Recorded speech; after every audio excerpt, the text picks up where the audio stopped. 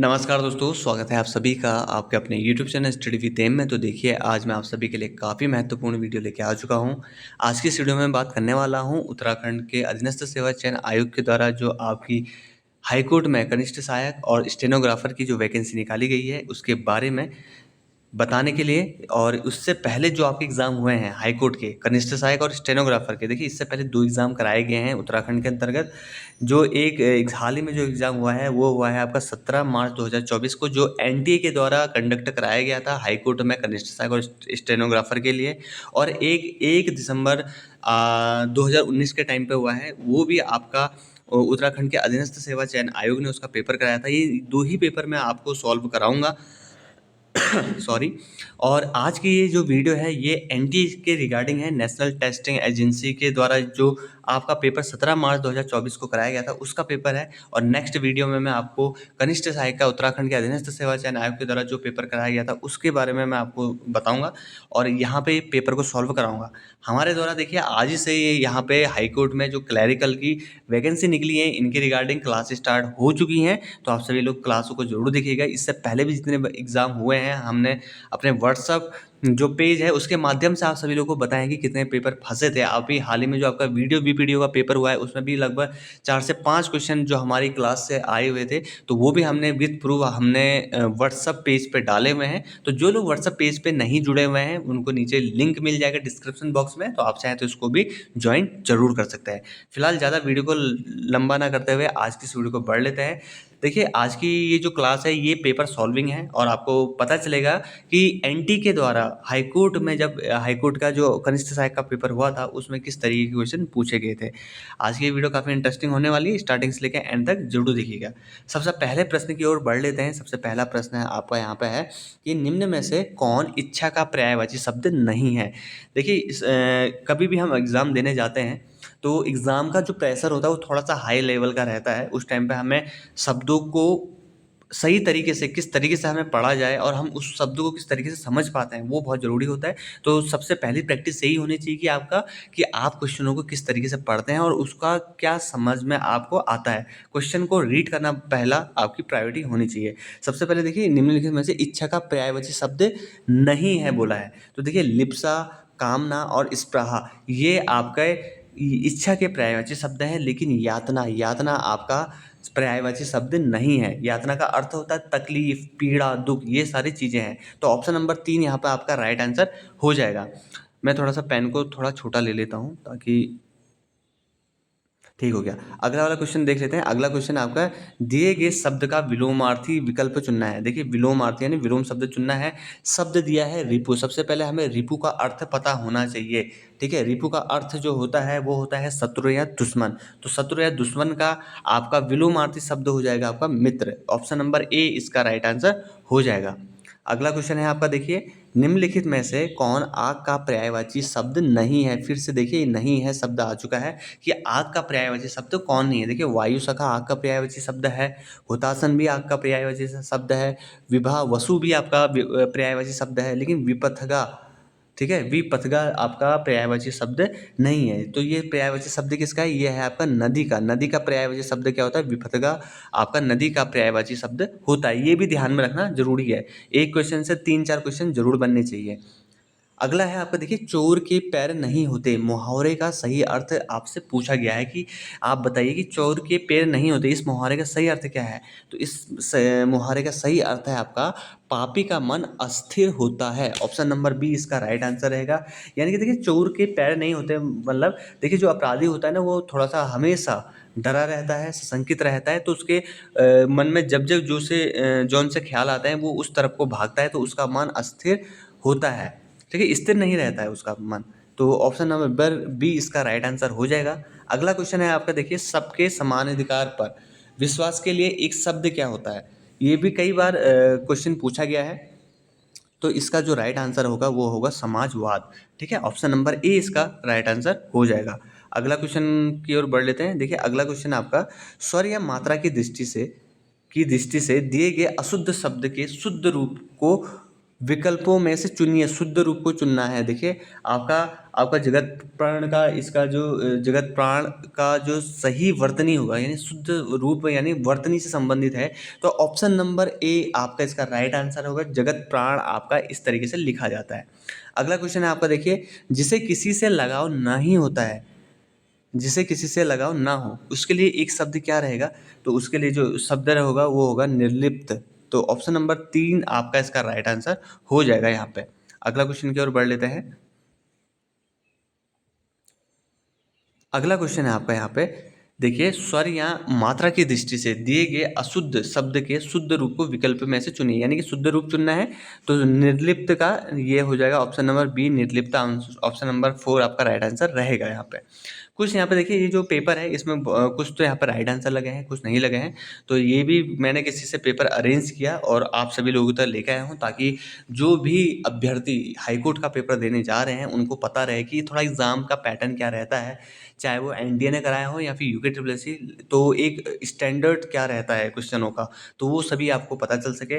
इस बार की जो हाईकोर्ट की वैकेंसी निकली है इसमें आपको पता ही होगा कि 56 नंबर की आपकी उत्तराखंड पूछे जाने वाली है, 14 नंबर का आपका अदर स्टेट का जीके पूछा जाने वाला है, और उसी तरीके से आपका हिंदी के क्वेश्चंस पूछे जाने वाले हैं। रीजनिंग हो गया आपका, हिस्ट्री, पॉलिटी, साइंस और आपका ज्योग्राफी। इस तरीके से आपका टोटल 140 नंबर के आपके यहाँ पे क्वेश्चन पूछे जाने वाले हैं इस बार का। इसमें देखिए एनटी के द्वारा ये जो एग्जाम कराया गया था इसमें लीगल एडवाइजरी के भी क्वेश्चन होंगे, तो हम उसको स्किप कर देंगे क्योंकि लीगल एडवाइजरी यानी कानूनी जो शब्दावली है इस बार नहीं पूछा जाएगा। ठीक है, अगला क्वेश्चन है आपका, देखिए वाक्य है आपका, आपके दर्शन बड़े डैश हैं में रिक्त स्थान के में उपयुक्त शब्द क्या आएगा? तो इसमें जो शब्द आएगा वो होगा आपका दुर्लभ। आपके दर्शन बड़े दुर्लभ हैं, होता ही है कि बोलते हैं हम सभी लोग। अगला है आपका, देखिए नील गगन या शांत हृदय सा था, सो रहा मैं अलंकार है, इसमें कौन सा अलंकार है? तो इसमें जो राइट आंसर है इसमें रहेगा आपका उपमा अलंकार। अगला है आपका, देखिए इससे पहले भी देखिए हमारे द्वारा हिंदी की क्लासें काफ़ी दी गई हैं आप सभी लोगों को, और उसमें हिंदी पूरी कवर कराई गई है, तो आप लोग उसमें भी देख सकते हैं अलंकार, ये सारी उसमें बहुत अच्छी तरीके से हमारे द्वारा समझाया गया है।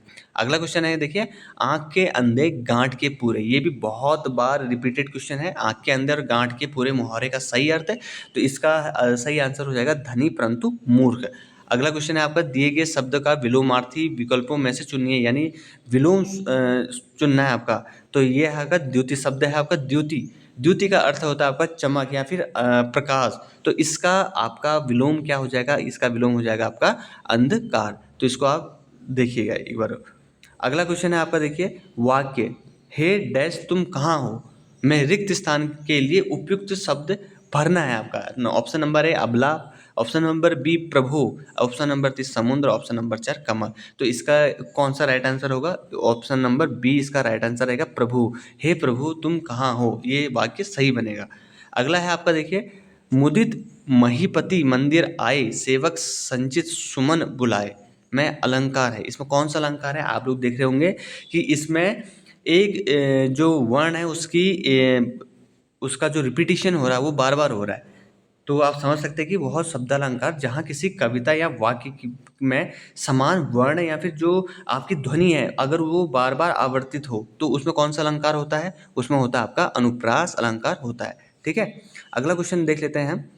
ये वैसे मैंने जैसे बोला था आपसे, तो कुछ कानूनी शब्दावली हम उसको स्किप कर देंगे, हालांकि यहाँ पे आएंगे नहीं। अगला क्वेश्चन सीधे स्किप करके जो हमारे इस पेपर के रिगार्डिंग इंपॉर्टेंट है हम उसी क्वेश्चन को सॉल्व करेंगे यहाँ पे।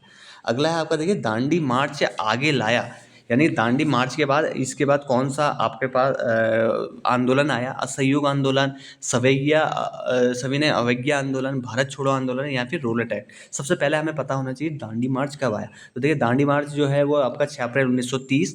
असहयोग आंदोलन की बात करें तो ये आपका आया 1 अगस्त 1920। सविनय अवज्ञा आंदोलन 1930। अगला है आपका यहाँ पे भारत छोड़ो आंदोलन, ये आया आपका 8 अगस्त 1942। रॉलेट एक्ट की बात करें तो 6 अप्रैल 1919 के टाइम पे। ठीक है, तो इसका ऑप्शन नंबर बी यहाँ पे सही आंसर होना है। दांडी मार्च आपका 6 अप्रैल 1930 और उसके बाद जस्ट स्टार्ट होता है आपका आया था आपका सविनय अवज्ञा आंदोलन। ठीक है, ये आपका ऑप्शन नंबर बी इसका आपका राइट आंसर होगा। अगला क्वेश्चन की ओर बढ़ लेते हैं।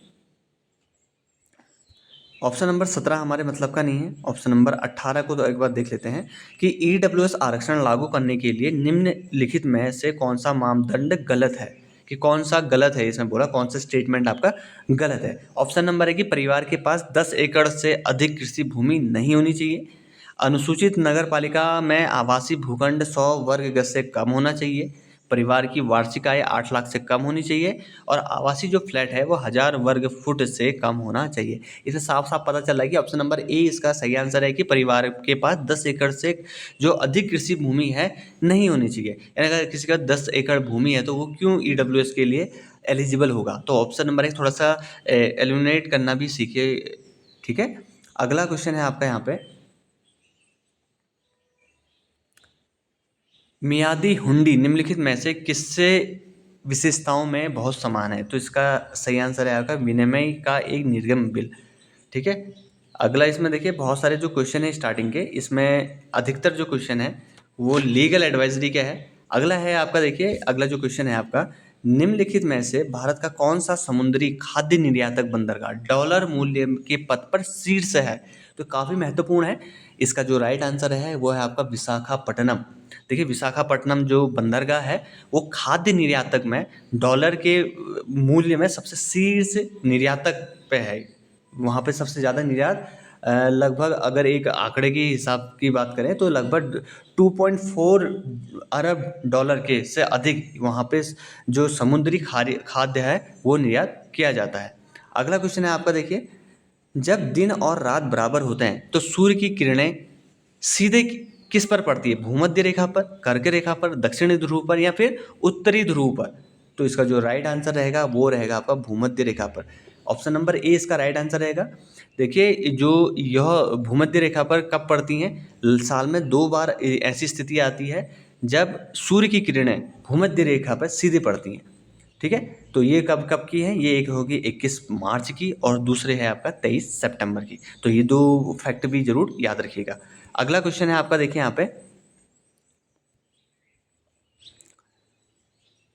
निम्नलिखित में से कौन सा युग्म क्वाड के साथ साथ G7 का सदस्य है। देखिए इससे पहले भी हमने क्वाड के सदस्यों के बारे में बताया था, और आपने हाल ही का जो पेपर था वीडियो वीपीडीओ का उसमें भी आपके सामने क्वाड से संबंधित एक प्रश्न आया था कि उसने बताया था कि आपके क्वाड का सदस्य देश कौन सा नहीं है, ठीक है। तो जिनको क्वाड के जो सदस्य देशों के नाम पता होंगे तो उन्होंने कर लिया होगा, जिनको नहीं पता होंगे उन्होंने नहीं किया होगा। तो सबसे पहले इनके द्वारा कहा गया कि निम्नलिखित में से कौन सा युग्म क्वाड के साथ साथ G7 के सदस्य। तो सबसे पहले हमें क्वाड सदस्य और आपका G7 में जो सदस्य देश है उनको आपका पता होना चाहिए कौन कौन से देश हैं। देखिए क्वाड के अंतर्गत 4 देश हैं। सबसे पहले आपका भारत हो गया, दूसरा आपका अमेरिका हो गया, तीसरा आपका जापान हो गया, चौथा आपका ऑस्ट्रेलिया हो गया। 4 देश आपके क्वाड के सदस्य हैं। G7 के सदस्य देशों की बात करें तो सबसे पहले कनाडा, दूसरा फ्रांस, तीसरा जर्मनी, चौथा इटली, पांचवा जापान, छठा यूके और सातवां आपका अमेरिका।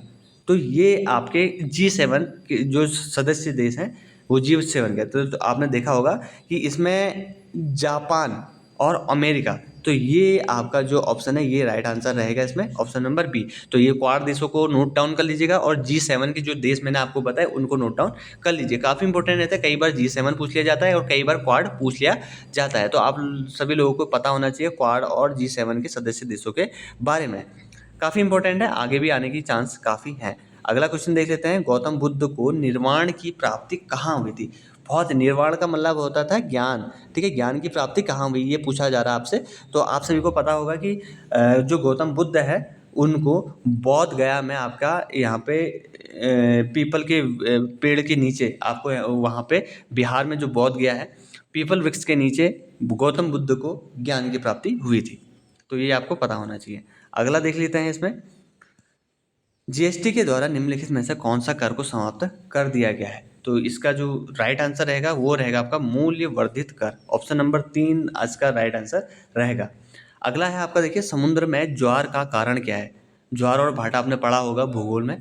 तो देखिए समुद्र में ज्वार का जो कारण होता है वो होता है आपका सूर्य और जो चंद्रमा का गुरुत्वीय आकर्षण। ऑप्शन नंबर 4 इसका राइट आंसर रहेगा, ठीक है। अगला क्वेश्चन देख लेते हैं हम यहाँ पे, निम्नलिखित में से किस देश की मुद्रा यूरो के रूप में नहीं है? ठीक है, तो आपको सबसे पहले जो यहाँ पे 4 ऑप्शन दिए हैं उनकी मुद्राएं पता होनी चाहिए। देखिए, फ्रांस की जो मुद्रा है आपकी, वो आपकी यूरो है। इटली जो है उसकी भी मुद्रा यूरो है। स्पेन की जो मुद्रा है वो भी आपकी यूरो है। तो हमसे यहाँ पे पूछा क्या है, निम्नलिखित में से किस देश की जो मुद्रा है यूरो के रूप में नहीं है, यानी कि उस देश की जो मुद्रा है यूरो नहीं है, आपको ये चीज़ पूछा गया है। तो ऑप्शन नंबर 4 यानी कि स्विट्जरलैंड, स्विट्जरलैंड की जो मुद्रा है वो क्या है आपकी, स्विस फ्रैंक। आप स्विट्जरलैंड की जो मुद्रा है उसको नोट डाउन कर लीजिएगा। जो स्विट्जरलैंड की मुद्रा है वो है आपकी स्विस फ्रैंक का आपकी मुद्रा है। तो ऑप्शन नंबर, अगर इसके सही उत्तर की बात करें तो सही उत्तर आपका ऑप्शन नंबर 4 आपका हो जाएगा। अगला क्वेश्चन देख लेते हैं। अगला है, देखिए, राज्यसभा का पदेन सभापति कौन होता है? राष्ट्रपति, उपराष्ट्रपति, प्रधानमंत्री या फिर दिल्ली के उपराज्यपाल? ऑप्शन नंबर बी इसका राइट आंसर रहेगा। काफी बेसिक सा क्वेश्चन है। उपराष्ट्रपति आपका है राज्यसभा के जो पदेन सभापति होते हैं, और इस टाइम पे उपराष्ट्रपति कौन है? सीपी राधाकृष्णन, 15वें नंबर के ये आपके उपराष्ट्रपति हैं। अगला क्वेश्चन देख लेते हैं। निम्नलिखित में से देश और उनकी संसदों का कौन सा संयोजन गलत है? तो आपको बताना है कि संसद और उनके जो देश हैं कौन मैच नहीं करते। भारत में देखिए लोकसभा राज्यसभा सही है। नेपाल में राष्ट्रीय पंचायत ये भी सही है। कुवैत में नेशनल असेंबली ये भी सही है। लेकिन इराक का जो मजलिस है वो गलत है। इराक में क्या होती है? Council of representative. ठीक है, इराक का। अगला क्वेश्चन देख लेते हैं हम यहाँ पे। ये भी काफ़ी महत्वपूर्ण है कि हिंदी के महान कवि तुलसीदास किसके काल में रहते थे? बाबर, शेरशाह सूरी, अकबर या फिर बहादुर शाह जफर? तो इसका जो सही आंसर है तुलसीदास का। तुलसीदास आपको पता होना चाहिए, भक्ति काल के हैं। और इसमें कौन है आपके? अकबर। ऑप्शन नंबर 3 इसका राइट आंसर हो जाएगा। अगला क्वेश्चन है आपका, देखिए, नोबेल पुरस्कार किस क्षेत्र में नहीं दिया जाता? औषधि के रूप में, साहित्य के रूप में, भौतिक विज्ञान या फिर गणित शास्त्र? तो देखिए ऑप्शन नंबर 4 आपका यहाँ पे राइट आंसर हो जाएगा। गणित शास्त्र में नहीं दिया जाता है। टोटल 6 क्षेत्रों में दिया जाता है। फिजिक्स हो गया, केमिस्ट्री हो गया, मैं आपका चिकित्सा हो गया, साहित्य हो गया, शांति हो गया, और इकोनॉमिक्स यानी कि इकोनॉमिक्स हो गया। ठीक है, अर्थशास्त्र उसमें। तो ये आपको चीज़ें पता होनी चाहिए किन किनों में दिया जाता है और किस में नहीं दिया जाता है। ठीक है, अगला क्वेश्चन देख लेते हैं। यहाँ पे हुएंगसांग कौन था? तो ऑप्शन पहला, अशोक के शासनकाल के दौरान चीनी यात्री, हर्षवर्धन के शासनकाल का चीनी यात्री, चंद्रगुप्त के शासन के दौरान जापानी यात्री, या फिर कनिष्क के शासन के दौरान जापानी यात्री? तो ये काफ़ी महत्वपूर्ण है। देखिए बहुत सारे लोग जो है इन्हीं क्वेश्चनों में आपका कन्फ्यूजन हो जाते हैं, क्योंकि याद तो सभी करते हैं लेकिन कुछ ऑप्शन ही कुछ इस तरीके के बनाए होते हैं कि जो अभ्यर्थी है वो कन्फ्यूजन हो जाता है। तो देखिए हुएंगसांग जो था ये था आपका हर्षवर्धन के शासनकाल के चीनी यात्री था ये हुएंगसांग। ठीक है, इसको आप ध्यान में जरूर रखिएगा। अगला है आपका, देखिए, किस वर्ष वायु प्रदूषण की रोकथाम और नियंत्रण अधिनियम लागू किया गया? ऑप्शन नंबर सी 1981 इसका राइट आंसर रहेगा। अगला क्वेश्चन देख लेते हैं। देखिए मैं यहाँ पे उन्हीं क्वेश्चनों को आपको सॉल्व करवा रहा हूँ जो आपके आगामी पेपरों में आने की चांस ज़्यादा है। हाईकोर्ट का पेपर होने वाला है अगस्त में, और हमारे द्वारा यहाँ पे आपको आज से रेगुलर क्लासेस मिल जाएंगी। जितने भी अभ्यर्थी नए हैं उन सभी अभ्यर्थियों से रिक्वेस्ट है कि आप चैनल को जरूर सब्सक्राइब करके बेल आइकन को जरूर प्रेस कर लीजिएगा, क्योंकि यहाँ पे हम क्लास के साथ साथ जो भी भर्तियाँ आती हैं उन सभी की अपडेट्स आपको यहाँ पे दे देते हैं। तो आप सभी लोग पूरी कोशिश करिएगा कि आप सभी लोग YouTube channel study with M को जरूर सब्सक्राइब कर लीजिएगा। नीचे आपको लिंक मिल जाएगा व्हाट्सअप पेज का, उसको जरूर ज्वाइन कर लीजिएगा, क्योंकि बहुत सारे कुछ ऐसी इन्फॉर्मेशन होती हैं कि हर किसी पे वीडियो बनाना संभव नहीं होता है, तो तुरंत हम वहीं पे आपको शेयर कर देते हैं। अगला क्वेश्चन की ओर बढ़ लेते हैं। देखिए राजस्थान में खेतड़ी परियोजना किसके उत्पादन के लिए प्रसिद्ध है? देखिए बहुत इंपॉर्टेंट क्वेश्चन है और कई बार रिपीटेड क्वेश्चन पूछा गया है खेतड़ी। तो आपको पता होना चाहिए कि खेतड़ी जो परियोजना है ये किसके उत्पादन के लिए प्रसिद्ध है। तो देखिए जो खेतड़ी परियोजना है वो राजस्थान के झुंझुनू जिले में भारत की सबसे पुरानी परियोजनाओं में से एक है। और ये जो खेतड़ी परियोजना है इसका जो संचालन किया जाता है HCL कंपनी के द्वारा किया जाता है, यानी कि हिंदुस्तान कॉपर लिमिटेड के द्वारा इसका संचालन किया जाता है। और किसके उत्पादन के लिए प्रसिद्ध है? ये है आपके ऑप्शन नंबर 3, यानी ताम्र उत्पादन के लिए काफ़ी इंपॉर्टेंट है। ठीक है, दो तीन चीज़ें आपकी यहाँ से क्लियर हो गई। अगला है आपका, देखिए एलिफेंटा गुफाओं का संबंध मुख्य रूप से किस हिंदू देवताओं को हिंदू देवता को दिया जाता है। काफ़ी महत्वपूर्ण है। और ध्यान रखिए आपसे एलिफेंटा गुफा पूछा गया है, ठीक है, अजंता एलोरा की गुफा नहीं पूछा गया। तो गुफाओं का ध्यान जरूर रखना है आपको। एलिफेंटा गुफा का जो संबंध है वो है भगवान शिव से। ऑप्शन नंबर 1 इसका राइट आंसर रहेगा। अगला क्वेश्चन देख लेते हैं। निम्नलिखित में से कौन सा भारतीय अर्थव्यवस्था की एक प्रमुख विशेषता नहीं है, ये आपसे पूछा गया है। तो ऑप्शन नंबर 3 यानी कि आपका रहेगा मजबूत राजकोषीय स्थिति आपके भारतीय अर्थव्यवस्था की एक प्रमुख विशेषता नहीं है। अगला क्वेश्चन की ओर देख लेते हैं। निम्नलिखित में से कौन सा जो उपनिषद है वो गद्य में लिखा गया है। ये भी अगर मैं इसको इंपॉर्टेंट की कैटेगरी में रखना चाहूँगा, ये भी काफ़ी महत्वपूर्ण क्वेश्चन है और बहुत अच्छे एग्जाम, अच्छे लेवल के एग्जाम में देखने को मिलता है ये क्वेश्चन, ठीक है। तो इसका जो सही आंसर है वो है बृहदारण्यक, ठीक है, ये आपका सही आंसर हो जाएगा। अगला क्वेश्चन है आपका, देखिए, महासागरीय धाराएं किसके कारण होती हैं। महासागरीय धाराएं, और ये भी काफ़ी महत्वपूर्ण क्वेश्चन है, इसको भी स्टार लगा लीजिएगा। तो देखिए जो महासागरीय धाराएं हैं वो स्थानीय हवाओं के कारण होती है। ऑप्शन नंबर 3 यहाँ पे इसका राइट आंसर रहेगा। अगला क्वेश्चन की ओर बढ़ लेते हैं। अगला क्वेश्चन है निम्नलिखित में से कौन सा भौगोलिक जानकारी का स्रोत नहीं है। कौन सी भौगोलिक जानकारी का स्रोत नहीं है। यात्रियों का विवरण जो होता है उससे भी भौगोलिक जानकारियाँ मिलती हैं। पुराने नक्शे की बात करें तो उससे भी हमें भौगोलिक जानकारियाँ मिलती हैं। चट्टान सामग्री के नमूने से भी हमें भौगोलिक जानकारी मिलती है। लेकिन प्राचीन जो महाकाव्य है उनसे भौगोलिक, ठीक है, ऐसी भौगोलिक जानकारियाँ उनसे नहीं मिलती। तो ऑप्शन नंबर 4 इसका राइट आंसर हो जाएगा। अगले क्वेश्चन की ओर बढ़ लेते हैं। अगला क्वेश्चन है आपका, निम्नलिखित में से कौन सा संगीतकार वाद्य यंत्र सितार बजाने के लिए प्रसिद्ध है। और 4 ऑप्शन दिए हैं और आपको बताना है कि कौन जो है आपका संगीतकार वाद्य यंत्र सितार बजाने के लिए प्रसिद्ध है। सबसे पहले बात कर लेते हैं अजमत अली खां।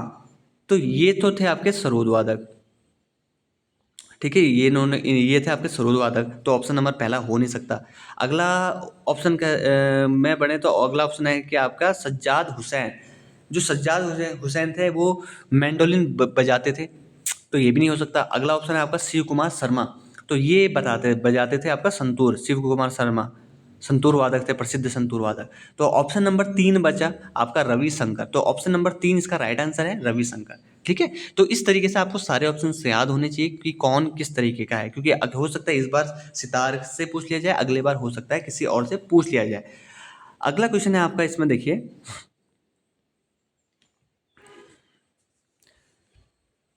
क्वेश्चन है आपका 51, प्रकाश वर्ष क्या है, आपसे पूछा गया है।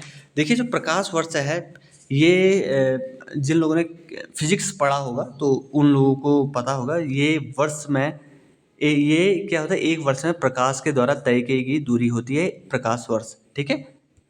अगला क्वेश्चन है देखिए आपका, कंप्यूटर के लिए ओएस, कहीं पर अगर ओएस लिखा रहता है तो उसका संक्षिप्त यानी कि उसका जो नाम है उसका फुल फॉर्म क्या है, ठीक है। तो ओएस को लिखते हैं आपका ऑपरेटिंग सिस्टम। ऑप्शन नंबर 3 इसका सही आंसर हो जाएगा। अगला क्वेश्चन देख लेते हैं हम यहाँ पे, क्योंकि देखिए बहुत सारे क्वेश्चन तो इसमें रिपीटेड है, ये फिर से आ गया इसमें। अगला क्वेश्चन है आपका यहाँ पे, निम्नलिखित में से दर्शन शास्त्र के किस स्कूल को मूल रूप से लोकायुक्त और बृहस्पति के नाम से जाना जाता था। ये भी काफ़ी महत्वपूर्ण क्वेश्चन है और बहुत अच्छे लेवल के एग्जाम में देखने को मिलता है। तो ऑप्शन नंबर ए यानी कि चारवाक, चारवाक इसका राइट आंसर हो जाएगा। अगला है आपका, देखिए, भारतीय संदर्भ में व्यावसायिक मार्गदर्शन के लिए सबसे उपयुक्त चरण क्या है। तो उपयुक्त चरण है आपका वरिष्ठ माध्यमिक चरण। अगला है आपका, देखिए, अगला क्वेश्चन की ओर बढ़ लेते हैं। अभी इसके बाद उत्तराखंड के भी बहुत इंटरेस्टिंग क्वेश्चंस आने वाले हैं आप सभी लोगों के। अगला क्वेश्चन है आपका, देखिए, कुट्टी, शंकर, लक्ष्मण और सुधीर दर के बीच क्या समानता है। इनके बीच क्या क्या समानता है। तो इनका है कि ये लोग कार्टून बनाते थे, तो ये कार्टून बनाना। अगला है आपको, देखिए, कोशिका झिल्ली की सुरक्षा और लाल रक्त कोशिकाएं यानी कि जो आरबीसी होती हैं के गठन के लिए एक प्रमुख आवश्यक लिपोफिलिक फिलिक वसा घुलनशील विटामिन कौन सा है। तो ये आपको ये बताना है, काफ़ी इंपॉर्टेंट है। तो विटामिन ई इसको इसका विटामिन होगा घुलनशील विष। अगला क्वेश्चन है आपका, देखिए, निम्नलिखित में से कौन सी लघु अवधि में एक विनिर्माण फर्म के लिए निश्चित लागत है। तो ये है आपका भवन पर बीमा। तो ये तो इतना इम्पोर्टेंट है नहीं। अगला क्वेश्चन है आपका, देखिए विश्व विकास रिपोर्ट किसका वार्षिक प्रकाशन है। तो ये भी काफ़ी इंपॉर्टेंट है और ये आने के चांसेस काफ़ी हैं। इस क्वेश्चन को स्टार मार्क लगा लीजिएगा आप लोग सभी लोग। तो ये किसका प्रकाशन होता है, ये होता है विश्व विकास रिपोर्ट। पुनर्निर्माण और विकास के अंतर्राष्ट्रीय जो बैंक है उसका वार्षिक प्रकाशन होता है विश्व विकास रिपोर्ट। अगला क्वेश्चन है कि हमारे शरीर में यूरिया का निर्माण कहाँ पे होता है। तो देखिए जो यूरिया है उसका निर्माण होता है हमारे लीवर पे। तो ऑप्शन नंबर बी आपका सही हो जाएगा, जिगर। लीवर को हिंदी में जिगर कहा जाता है। अगला क्वेश्चन है आपका, यहाँ पे देखिए, यहाँ पे हमें स्टेटमेंट देना है। स्टेटमेंट, दो स्टेटमेंट दे रखे हैं, हमें बताना है कि कौन सा कथन सही है या फिर कौन सा कथन गलत है। देखिए सबसे पहले कथन को पढ़ते हैं। हिंदुस्तानी गायन संगीत की रचना का सबसे पुराना रूप ध्रुपद है। ठीक है, ये भी सही है।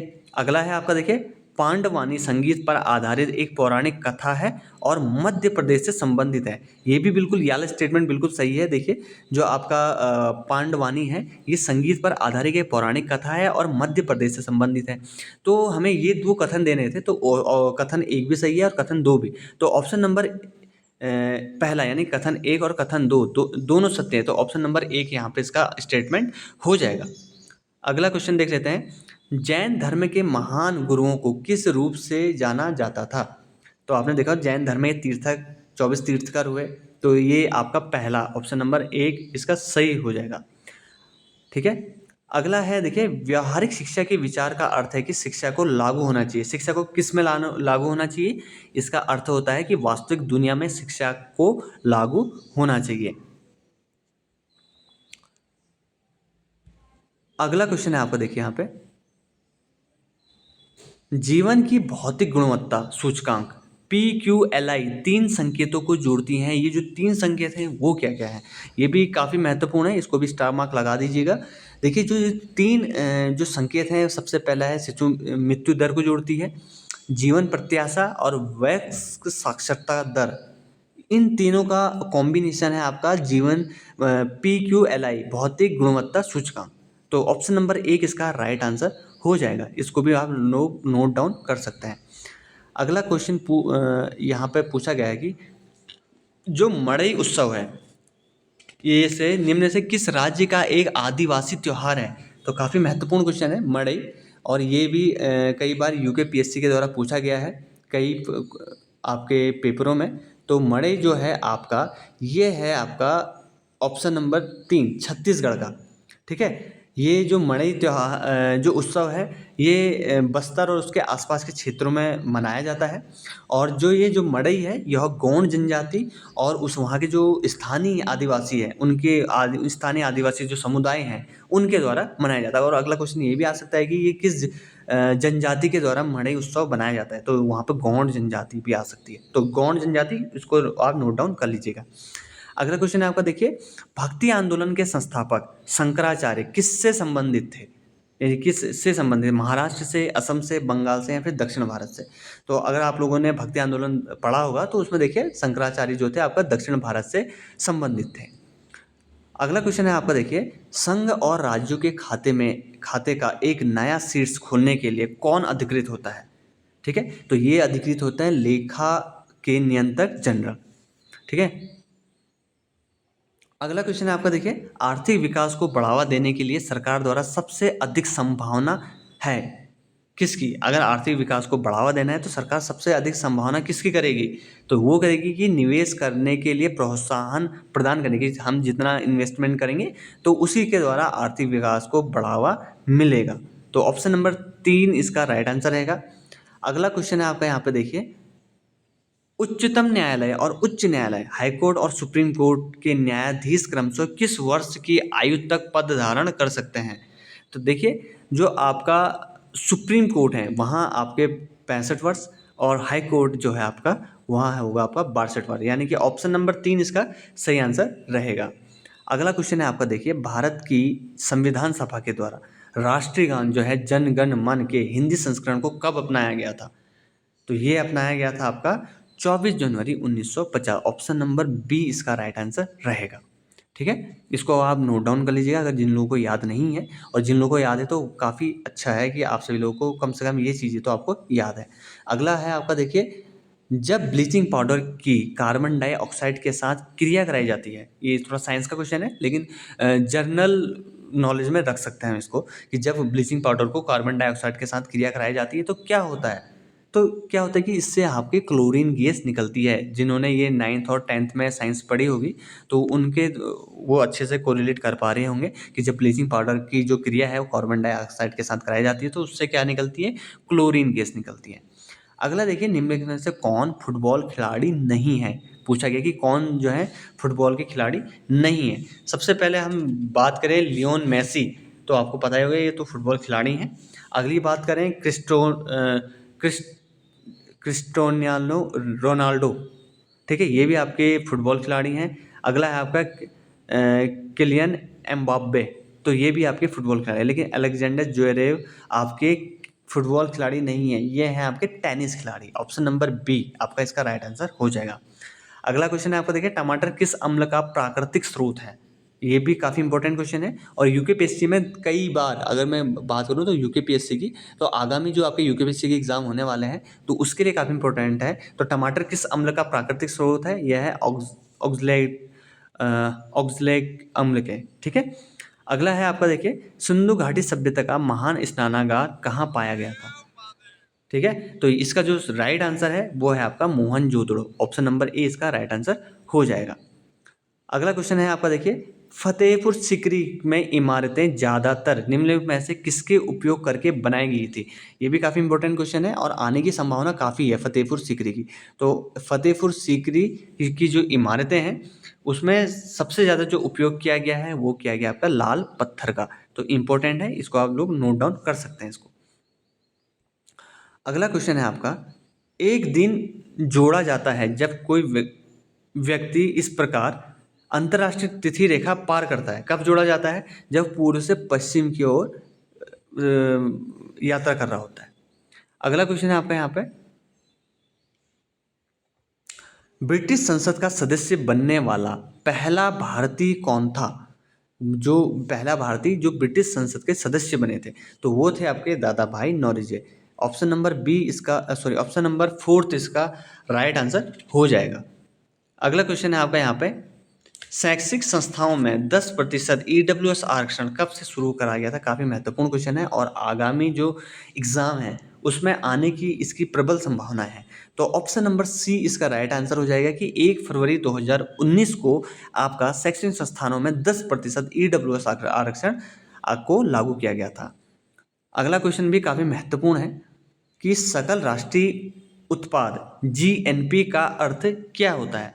तो इसका अर्थ होता है देश में उत्पादित वस्तुओं और सेवाओं का कुल मूल्य और विदेशों में शुद्ध कारक आय। तो ऑप्शन नंबर फोर्थ इसका राइट आंसर रहेगा। अगला क्वेश्चन है आपका देखिए, निम्नलिखित में से कौन सा भारत में अंग्रेजों के खिलाफ पहला जन आंदोलन था? काफ़ी महत्वपूर्ण और मैं इसको इम्पोर्टेंट की कैटेगरी में रखूंगा और आने की संभावना काफ़ी है कि निम्नलिखित से कौन सा भारत में अंग्रेजों के खिलाफ पहला जन आंदोलन था? तो ये था आपका स्वदेशी आंदोलन। स्वदेशी आंदोलन अंग्रेजों के खिलाफ पहला जन आंदोलन था। अगला क्वेश्चन है आपका देखिए, एनईपी 2020 के अनुसार सर्व शिक्षा अभियान एसएसए को नए कार्यक्रम के रूप में शामिल किया जाएगा। इसका नाम क्या होगा? ये पूछा गया था। तो इसका जो नया नाम होगा वो होगा समग्र शिक्षा स्कीम। तो अब ये भी महत्वपूर्ण क्वेश्चन बन गया है।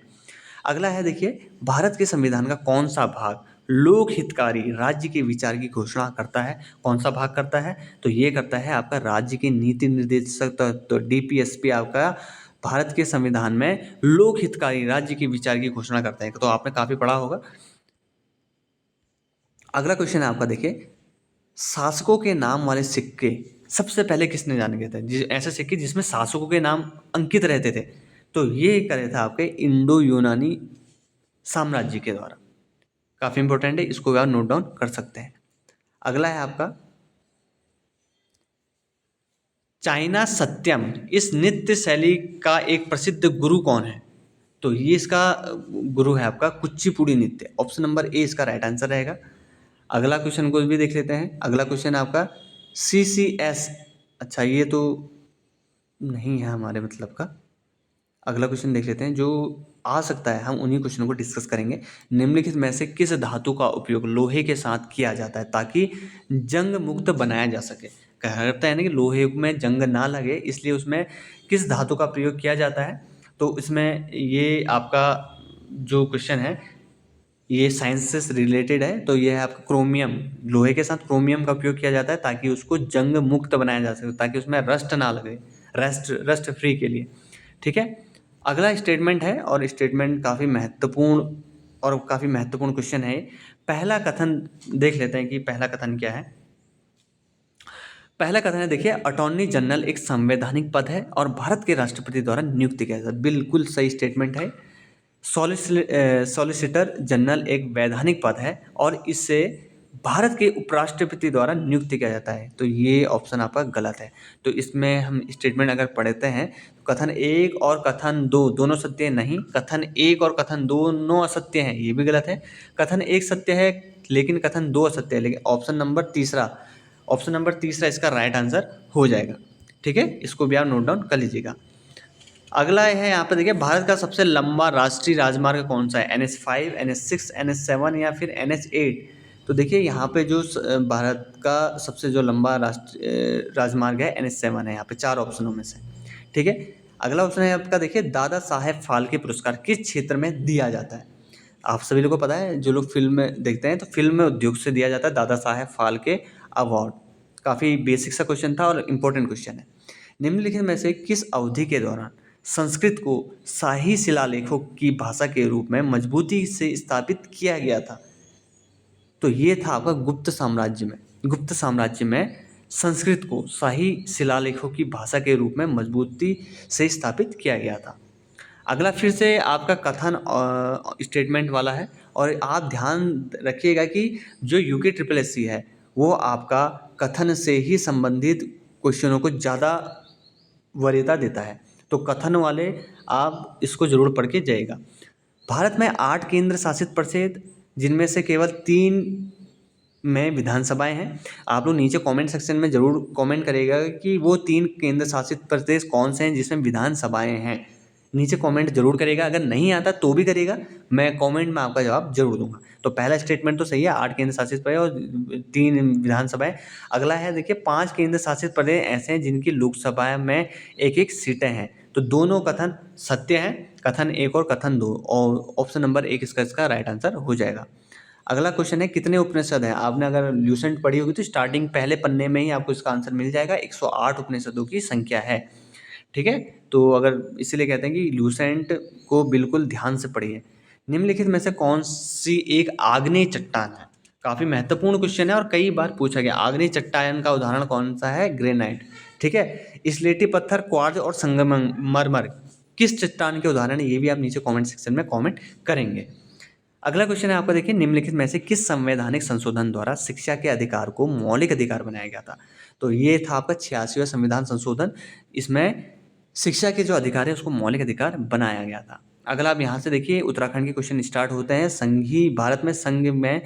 भारतीय संघ में विलय के समय टिहरी के राज्य के शासन कौन था, टिहरी राज्य का शासक कौन था। तो ये थे आपके मानवेंद्र शाह। ऑप्शन नंबर 4 तो इसका राइट आंसर हो जाएगा। अगला क्वेश्चन देख लेते हैं, निम्नलिखित में से कौन सा दर्रा उत्तरकाशी जिले में स्थित नहीं है, ये आपको बताना है।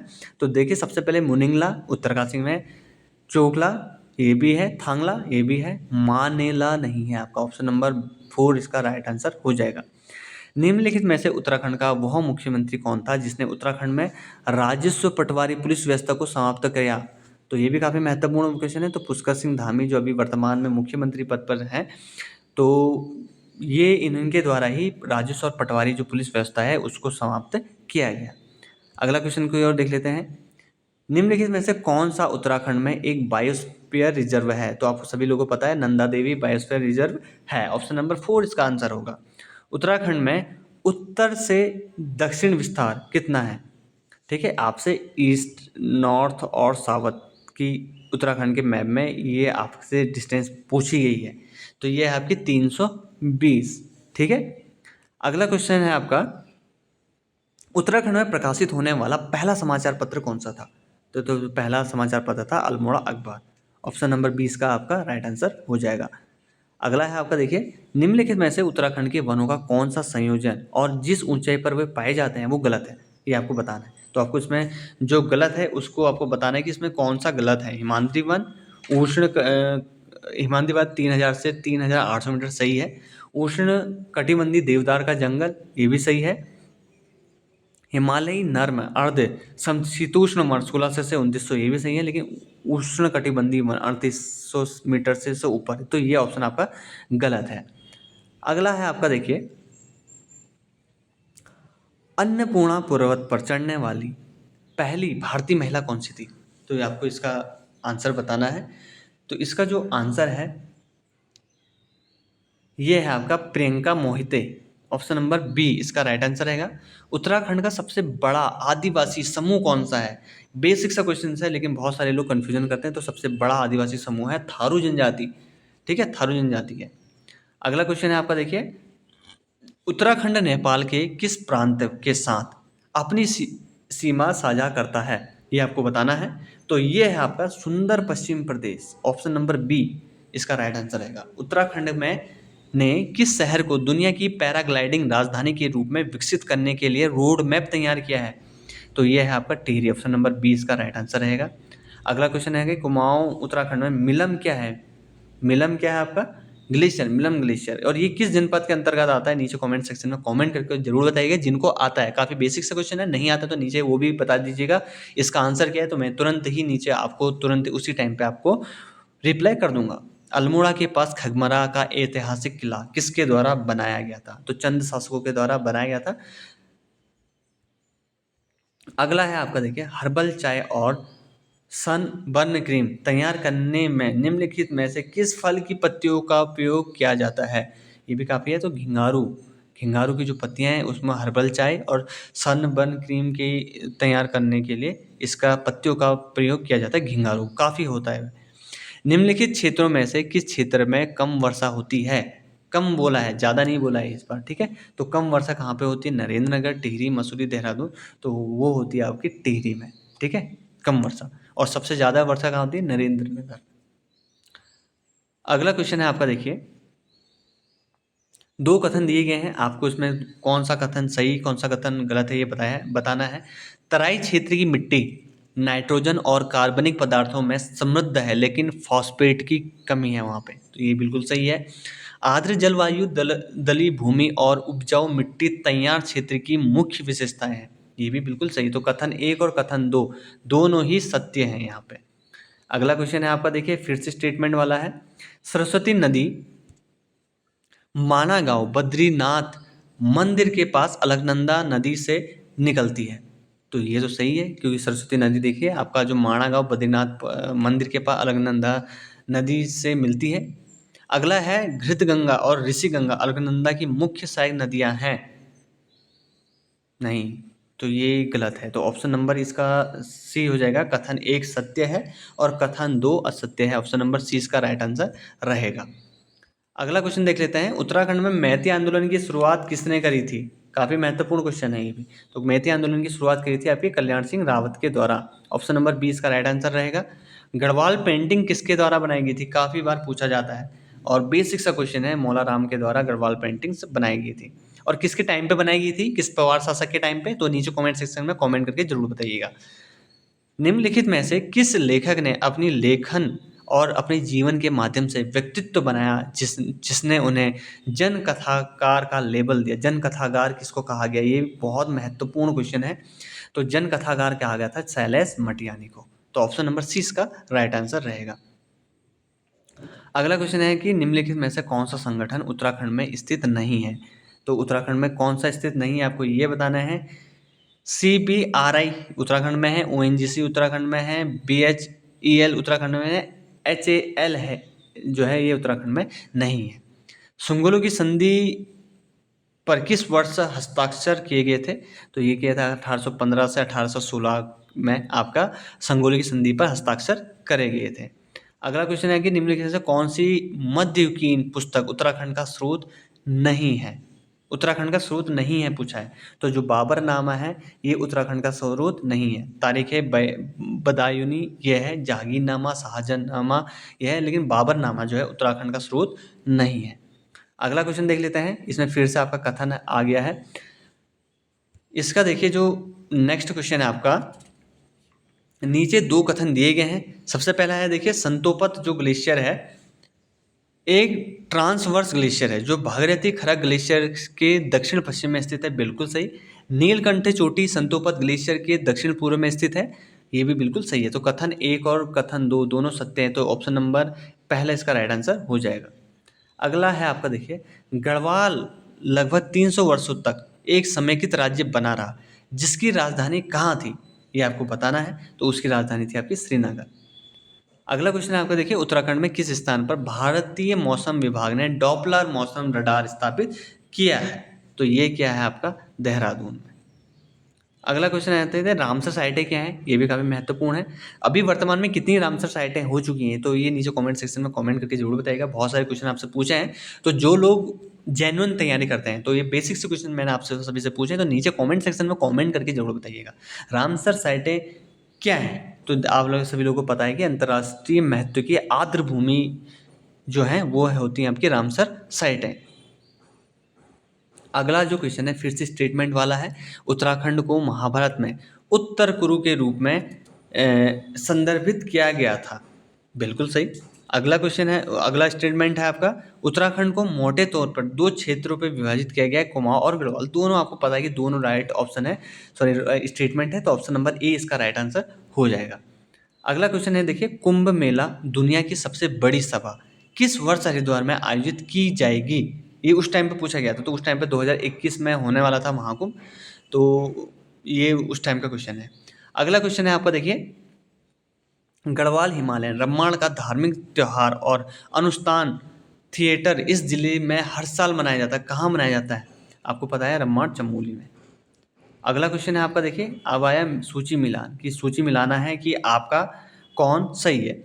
सबसे पहले बात करें, हम सीधे मिलाएंगे कि शिखर जो कामेट है, आप लोगों ने देखा होगा कि 6,882 मीटर पे। दूसरा है आपका माणा, माणा है 6,795। वासुकी है आपका 6,792 और बंदर पंच, तो ऑप्शन नंबर पहला ही बचा इसका, तो इसको तो मेरे को भी पता नहीं है, तो ये हो जाएगा आपका ऑप्शन नंबर एक। ठीक है, ऑप्शन नंबर एक इसका राइट आंसर रहेगा। अगला क्वेश्चन है आपका देखिए, 1969 में सुमित्रा नंदन पंत को उनकी इस नाम से प्रसिद्ध कविता के लिए ज्ञानपीठ पुरस्कार से सम्मानित किया गया था। काफ़ी महत्वपूर्ण क्वेश्चन है, और कब दिया गया इसको, ठीक है, ये तो आपको पता ही है, सितंबर। अगला क्वेश्चन है आपका, किस वर्ष में उत्तराखंड सरकार ने अपना पंचायती राज अधिनियम पारित किया था? किस वर्ष किया गया था? तो ये पंचायती राज जो अधिनियम किया गया था 2016 में पारित किया गया था। बेसिक सा क्वेश्चन, गोविंद राष्ट्रीय उद्यान में किस नदी का स्रोत क्षेत्र शामिल है? तो ये है आपका भागीरथी के पास टोंस नदी का। अगला है आपका देखिए, झूम क्या है? आप सभी को पता ही होगा, जो झूम है वो कृषि की एक प्रणाली है, खेती की झूम कृषि। उत्तराखंड में ग्रीन डे कब बनाया जाता है? काफ़ी महत्वपूर्ण क्वेश्चन, 5 जुलाई को बनाया जाता है उत्तराखंड में ग्रीन डे। कालू मेहरा किससे जुड़ा हुआ है? ठीक है, ये भी महत्वपूर्ण क्वेश्चन है। 1857 का विद्रोह के से कालू मेहरा चंपाओ क्षेत्र से, आप लोगों को पता ही होगा। निम्नलिखित में से कौन सा स्थान सिटकुल से जुड़ा नहीं है? देखिए कौन सा नहीं है, देखिए सेला कोई सिटकुल से जुड़ा हुआ है, सितारगंज सिटकुल से जुड़ा है, हरिद्वार सिटकुल से जुड़ा है, लेकिन जो रुड़की है सिटकुल से जुड़ा नहीं है, तो ऑप्शन नंबर बी इसका राइट आंसर हो जाएगा। देखिए क्वेश्चन पेपर आप समाप्ति की ओर है, इसमें भी 140 नंबर का पूछा गया था, 140 क्वेश्चन थे। नेक्स्ट जो वीडियो रहने वाली है, उत्तराखंड के अधीनस्थ सेवा चयन आयोग के द्वारा जो एक हाईकोर्ट का पेपर कराया गया था वो होने हैं।